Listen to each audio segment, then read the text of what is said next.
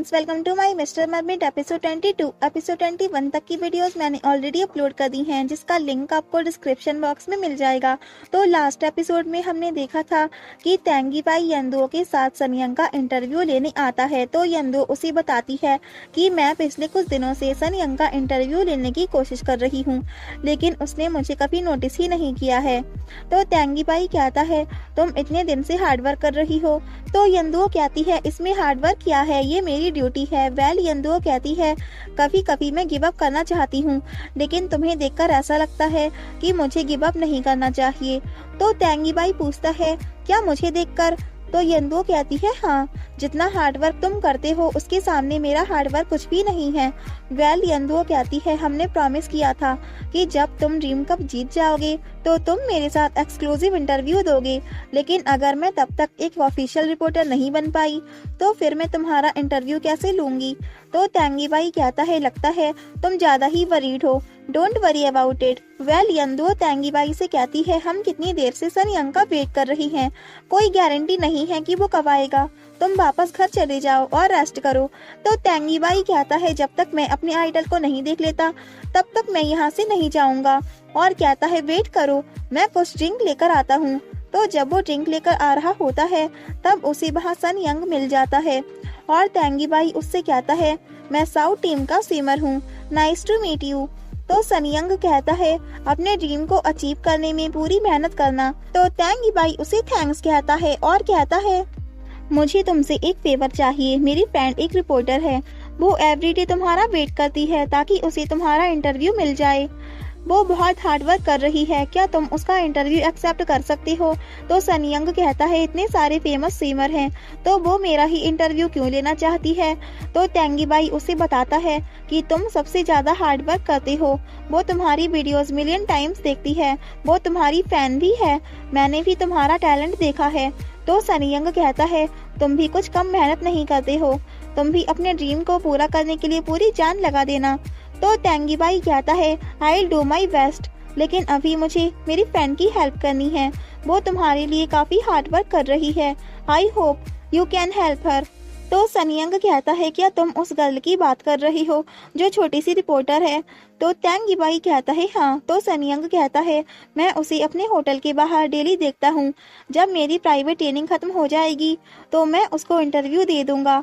तो तेंगी बाई बहुत हैप्पी होता है और उसे थैंक्स कहता है।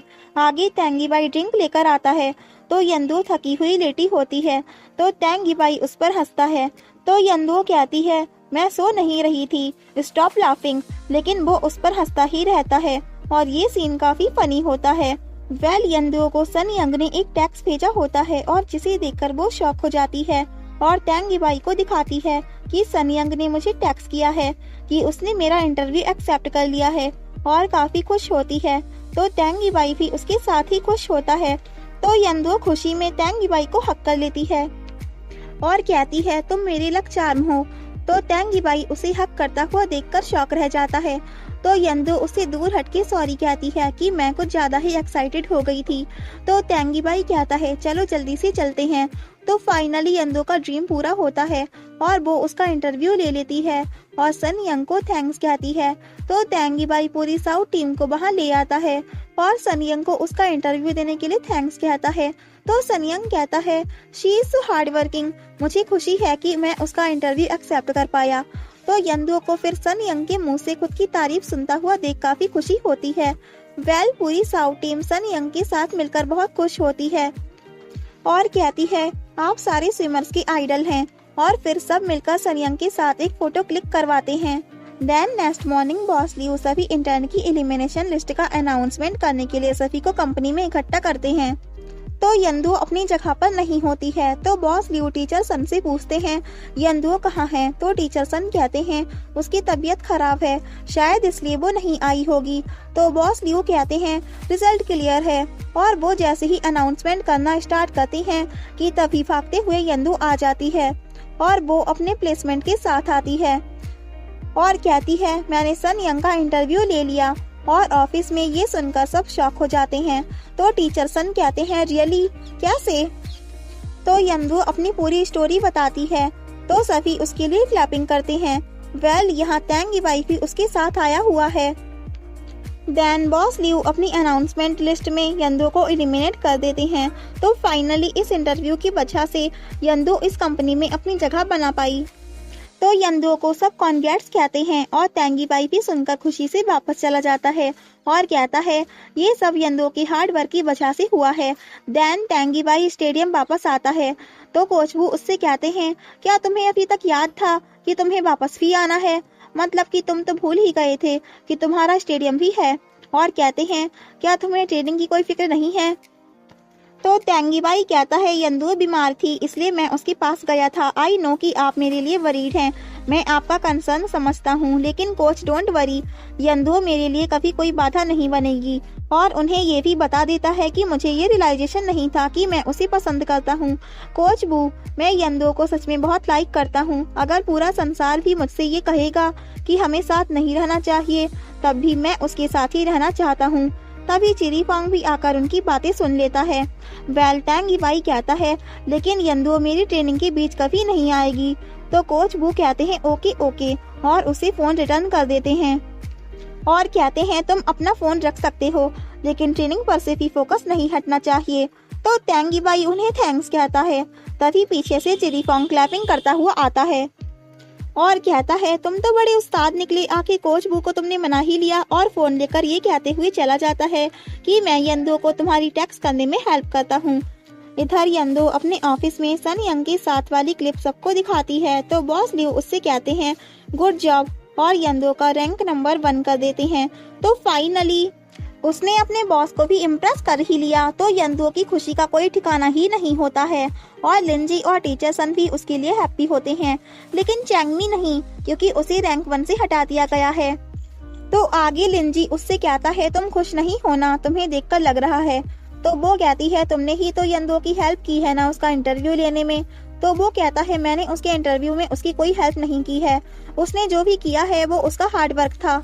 तो तभी यंदो भी आ जाती है और कहती है तुम लोग क्या बात कर रही हो। तो लिंजी जल्दी से बात चेंज कर देता है कि आज तुम्हारी खुशी का दिन है, तो हम सिर्फ ये बात कर रहे थे कि इसे सेलिब्रेट कैसे करें। तो चैंगमी भी उसकी हाँ में हाँ बोल देती है, लेकिन उसे ये नहीं दिखाती कि वो उससे नाराज है।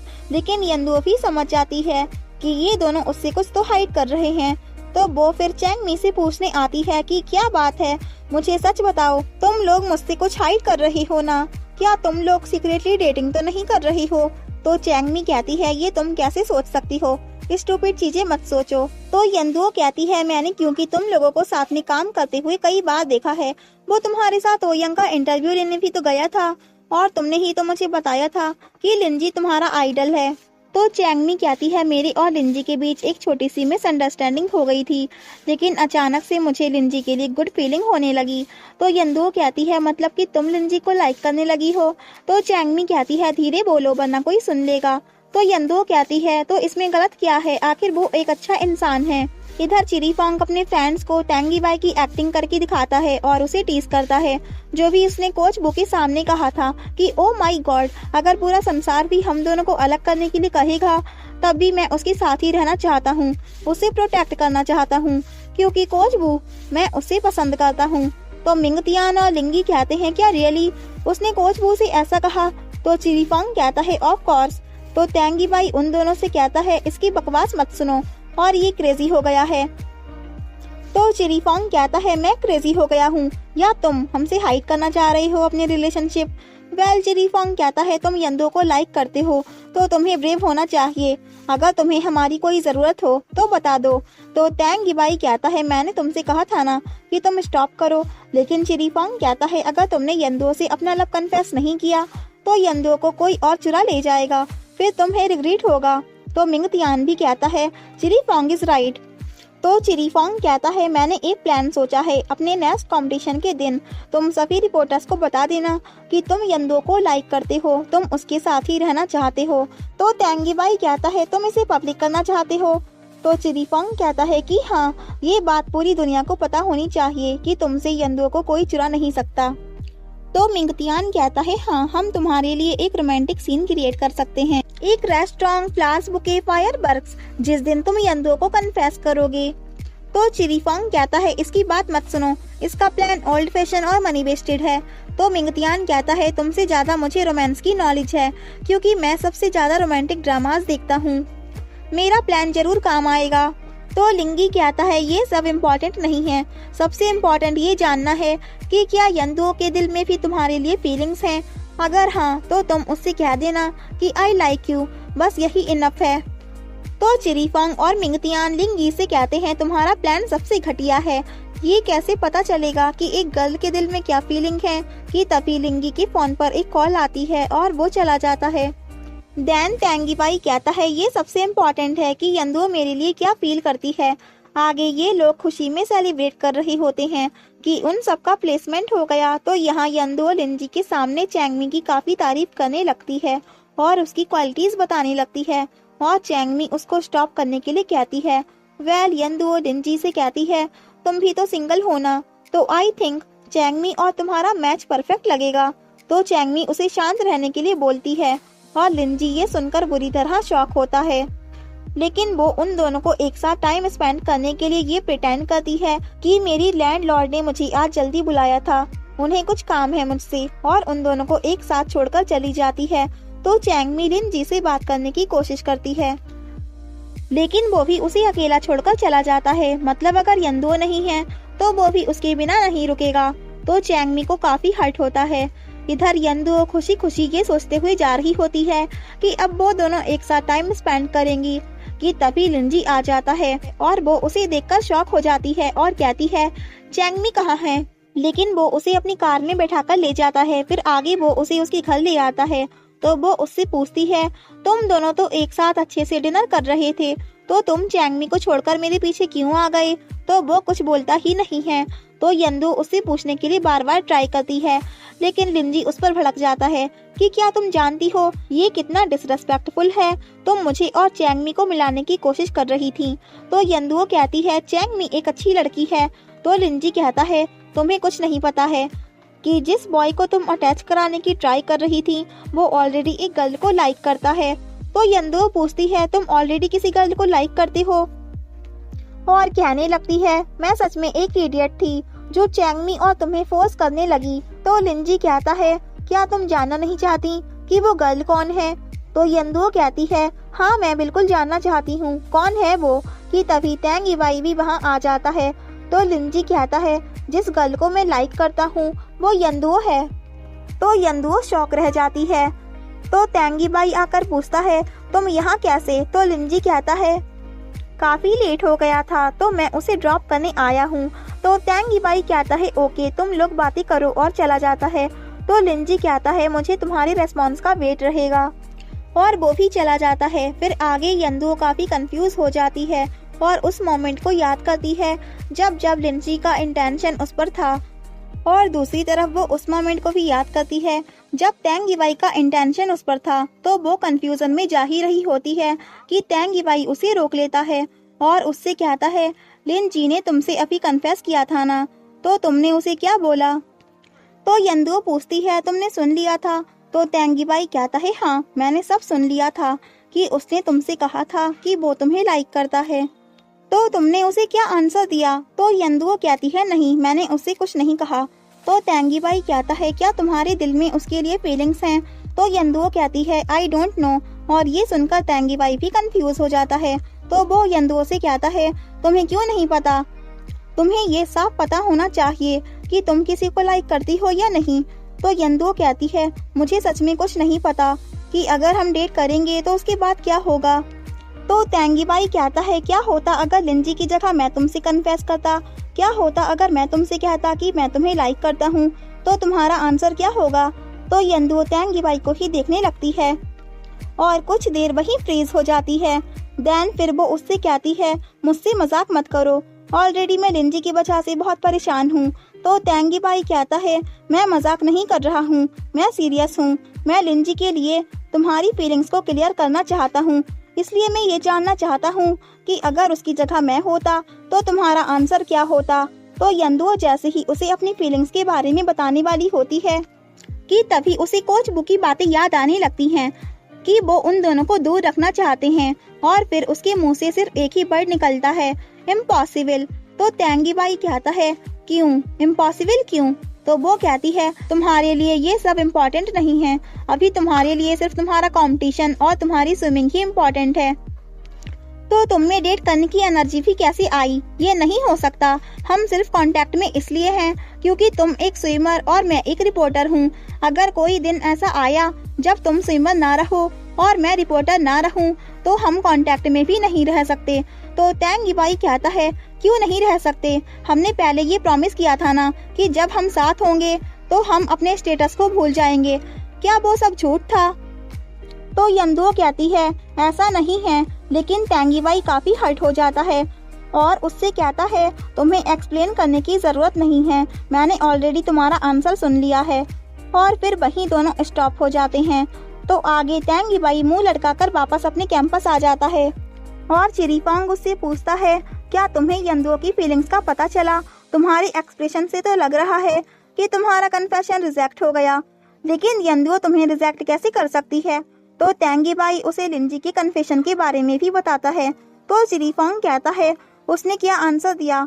तो तैंग गिबाई कहता है उसने कहा कि उसे नहीं पता। तो चिरीफोंग कहता है नहीं पता का क्या मतलब है? अगर वो लाइक करती है तो वो जानती है कि वो लाइक करती है, और अगर वो लाइक नहीं करती तो वो जानती है कि वो लाइक नहीं करती।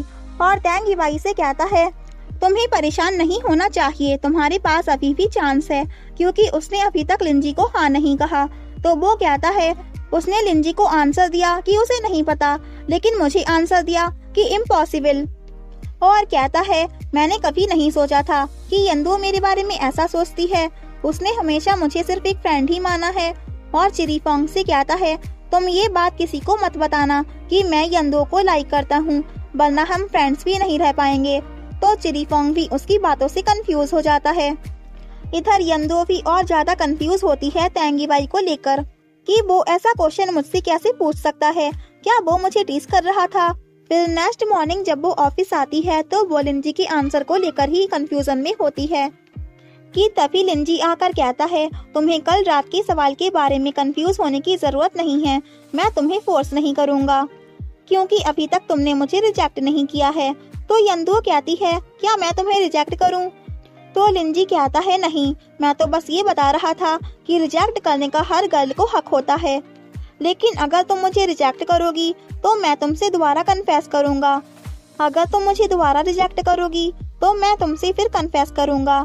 मैं तुमसे तब तक कन्फेस करता ही रहूंगा जब तक तुम मुझे एक्सेप्ट नहीं कर लेती। तो यंदुओ कहती है क्या ये सीरियस है या पागल? इधर तैंग गिबाई के माइंड में वही बात चल रही होती है और ट्रेनिंग स्टॉप हो जाती है, लेकिन वो स्टॉप नहीं होता है। तो सब उसी ही देखने लगते हैं और ये एपिसोड ही एंड होता है। If you like this video, please like, share and comment, and yeah, don't forget press the bell icon. So thanks for watching this video. Bye bye and take care.